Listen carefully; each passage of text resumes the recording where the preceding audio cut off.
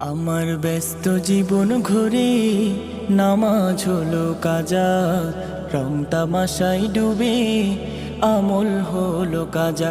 আমার ব্যস্ত জীবন ঘুরে নামাজ হলো কাজা, রং তামাশাই ডুবে আমল হলো কাজা। ওগো মালিক পাপের তরে, ওগো মালিক পাপের তরে দিও না সাজা।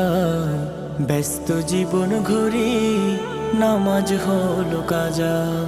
নফসে আমার ঘুম ধরেছে, কাটছে পাপের পাপের তাপে পুরোই বিরান মনের সবুজ ভুই। নফসে আমার ঘুম ধরেছে, কাটছে পাপের আসসালামু পাপের আলাইকুম ওয়া তাপে পুরোই রাহমাতুল্লাহি ওয়া বিরান বারাকাতুহু। মনের সবুজ প্রিয় ভুই। দর্শক ও আমার শ্রোতাবৃন্দ, আজ আমরা তিনটি আত্মশুদ্ধির গুরুত্বপূর্ণ তরে, নামাজের নিয়ত সম্পর্কে সংক্ষেপে জানব। এগুলো হল আখেরুজ জোহর নামাজ, ইমামের পিছনে নামাজ এবং কাজা নামাজের নিয়ত। প্রথমে আসি আখেরুজ জোহর নামাজের নিয়ত সম্পর্কে। জুমার নামাজের পর অনেক মুসল্লি সতর্কতামূলকভাবে 4 রাকাত আখেরুজ জোহর নামাজ আদায় করেন।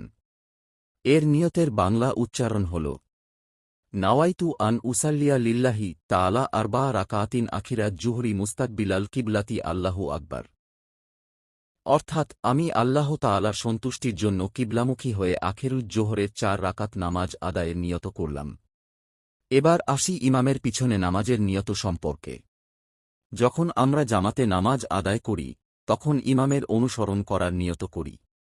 এর বাংলা উচ্চারণ হল নাওয়াইতু আন উসাল্লিয়া লিল্লাহি তাআলা ফারয়া সালাতি মুক্তাদিয়ান বিহাল ইমাম মুস্তাকবিলাল কিবলাতি আল্লাহু আকবার।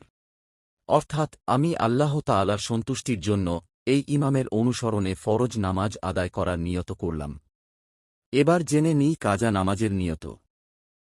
যে নামাজ কোনো কারণে সময়মতো আদায় করা হয়নি, পরে তা আদায় করাকে কাজা নামাজ বলা হয়। এর নিয়ত হতে পারে আমি আল্লাহ তাআলার সন্তুষ্টির জন্য আমার বাকি থাকা ফরজ নামাজের কাজা আদায় করার নিয়ত করলাম। প্রিয় শ্রোতাবৃন্দ, একটি গুরুত্বপূর্ণ বিষয় মনে রাখবেন, ইসলামে নিয়ত মূলত অন্তরের সংকল্প। মুখে আরবি বা বাংলা শব্দ উচ্চারণ করা বাধ্যতামূলক নয়। আপনি যে নামাজ আদায় করছেন তা অন্তরে স্থির করলেই নিয়ত হয়ে যায়। আল্লাহ তাআলা আমাদের সবাইকে নিয়মিত নামাজ আদায় করার, জামাতে অংশগ্রহণ করার এবং বাকি থাকা নামাজগুলো আদায় করার তৌফিক দান করুন। আমিন ইয়া রাব্বাল আলামিন। ওয়াসসালামু আলাইকুম ওয়া রাহমাতুল্লাহি ওয়া বারাকাতুহু। ভিডিওটি ভালো লাগলে লাইক দিন। এবিএন দ্য বিন প্রচারের